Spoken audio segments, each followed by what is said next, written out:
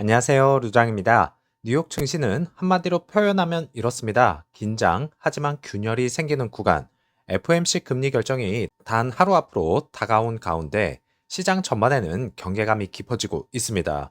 그런데 흥미로운 점은 엔비디아와 브로드컴 같은 AI 기업들은 오히려 강세를 보였다는 것인데요. 그래서 오늘은 금리 흐름, 글로벌 정책 변수, AI 주가의 반응, 시장이 진짜 걱정하는 포인트, 이 네 가지를 한번 차근차근 풀어보겠습니다. 오늘 S&P 500은 0.35%, 나스닥은 0.14% 하락했습니다. 수치로 보면 크지는 않지만 중요한 건 시장 내부의 긴장 레벨입니다. 왜냐면요, 시장은 이미 25 베이시스 포인트 금리 인하는 기정사실로 보고 있기 때문이죠.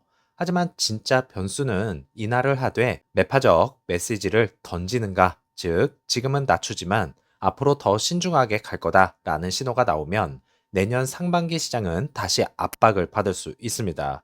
특히 오늘 발표된 소비자 기대 조사에서 1년 기대 인플레이션은 3.2%고요. 5년 기대 인플레이션은 3.0%입니다. 이렇게 물가 고착화 신호가 나타났습니다. 연준 입장에서 매파 기조를 유지할 명분이 생긴 셈이죠. 고용은 식고 물가는 끈적해지는 이 구조, 연준에게 가장 어려운 시나리오입니다. 실업률 상승 예상 비율이 증가하고요. 구직 확률 감소, 가계 재정 전망 악화. 이 흐름은 성장은 둔화되는데 물가는 안 떨어지는 상황입니다. 즉 스태그플레이션의 초기 징후로도 해석할 수가 있겠죠. 그래서 연준은 과감한 인하는 피하고 싶어 하고 시장은 향후 금리 경로가 불확실해질까봐 긴장하는 구조가 만들어진 겁니다. 그리고 어제장 시장을 추가로 흔든 건 미국이 아니라 유럽이었습니다. ECB의 이자벨 슈나벨 집행이사가 다음 움직임이 금리 인상이 될 수도 있다라고 말하면서요. 채권 시장이 즉각 반응했죠. 독일 10년물 금리는 플러스 6 베이시스 포인트, 미국 10년물 금리도 3 베이시스 포인트. 이건 단순한 변동이 아니라 글로벌 인하 사이클링이 생각보다 빨리 끝날 수 있다는 우려를 키운 발언입니다. 특히 현재 글로벌 시장은 금리, 그 다음 유동성, 기술주, 지수 상승, 이 연결고리에 의존하고 있기 때문에 금리 불안 하나만으로도 주식시장은 크게 흔들릴 수밖에 없습니다. 흥미로운 대목은 바로 이것이겠죠. 엔비디아는 플러스 1.72%, 브로드컴은 플러스 2.78% 상승. 시장이 전반적으로 긴장했는데 왜 AI는 강했을까요? 첫 번째 이유는 트럼프의 H200 중국 수출 조건부 허용입니다. 트럼프 대통령이 엔비디아가 중국의 H200 칩을 판매할 수 있도록 승인한 것이죠. 매출의 25%를 미국 정부에 납부하라는 파격적인 조건입니다. 특히 시진핑이 긍정적으로 답했다고 하면서 엔비디아 중국 매출의 불확실성이 크게 줄어들었습니다. 두 번째 이유는 브로드컴과 마이크로소프트의 협력 이슈입니다. 마이크로소프트가 경쟁사 마벨이 아닌 브로드컴과 맞춤형 AI 칩 설계를 논의 중이라는 소식, 즉 AI 반도체 지형에서 엔비디아, 브로드컴 중심의 이강 구도 강화로 시장이 읽은 것이죠. 자, 그래서 오늘 시장이 보여준 흐름은 단순한 조정이 아니라 다음 세 가지 신호가 동시에 발생했기 때문입니다. 첫 번째는 금리는 낮추지만 매파적일 수 있다. 두 번째는 미국, 유럽 모두 긴축 방향으로 기울 가능성. 세 번째는 인플레이션 기대가 다시 상승하는 구조. 이 조합은 이번 인하는 끝, 내년 인하는 없다라는 인식을 만들 수 있습니다. 그래서 변동성 지수인 빅스가 8% 급등해서 16.66까지 오른 겁니다. 시장의 긴장도를 그대로 보여주는 수치죠. 오늘의 결론은 간단합니다. FOMC가 무엇을 결정하느냐보다 어떻게 말하느냐가 더 중요하다.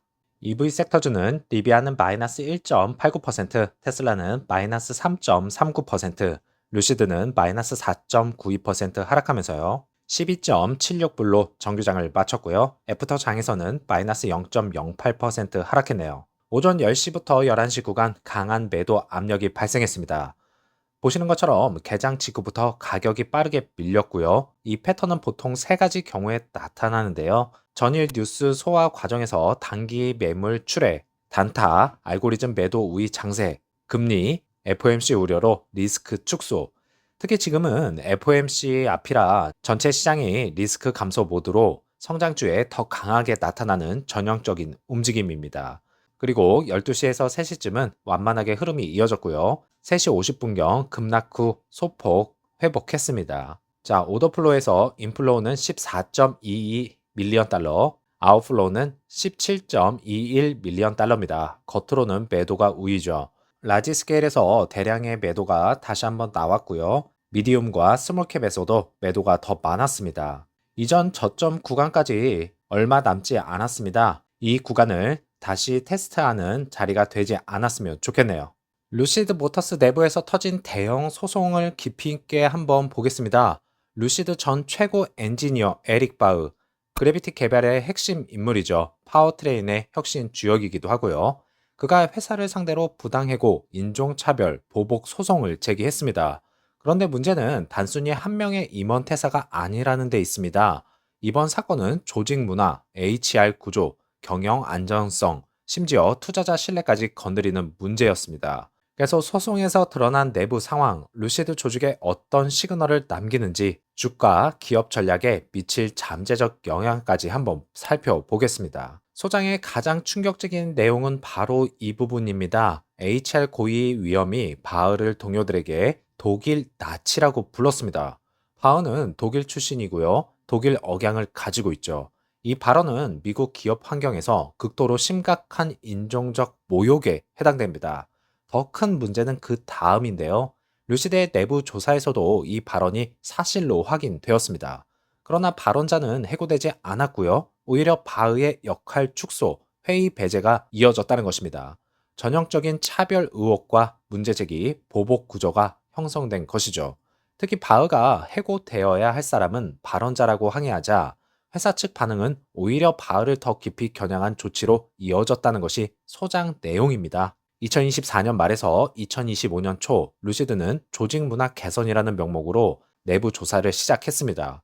하지만 바흐의 주장에 따르면 이 조사는 이미 HR의 선입견으로 오염된 조사였고요. 그 결과 바흐는 아래와 같은 조치를 받았습니다. 파워트레인 조직 40% 통제권 상실, 이사회 보고 회의에서 배제, 핵심 프로젝트 의사결정 제거.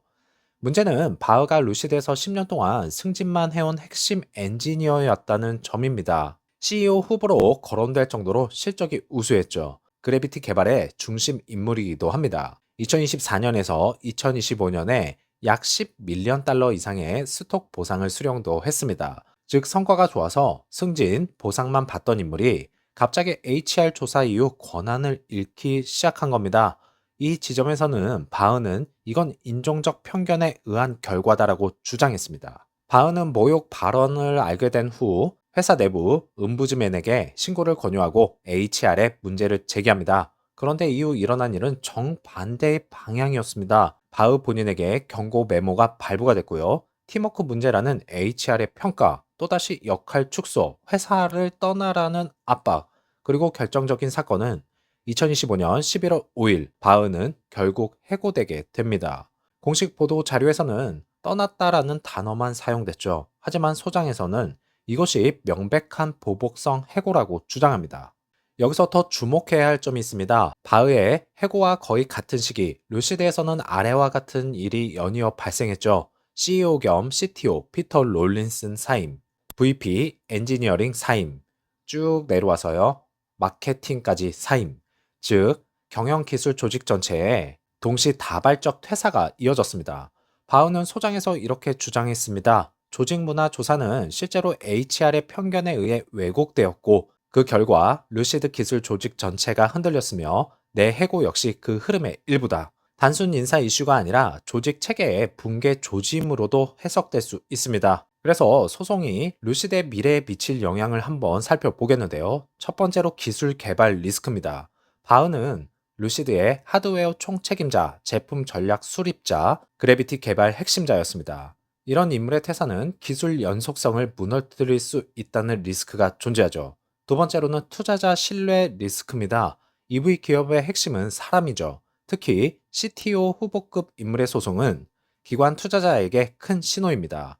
내부 통제, 제대로 작동하고 있나? 경영진 교체가 단순한 사임이 아니었나? 이런 의혹들이 제기되고 있죠. 세 번째로는 브랜드, 조직 이미지 손상입니다. 차별 보복 소송은 언론에서 가장 부정적으로 다루는 키워드입니다.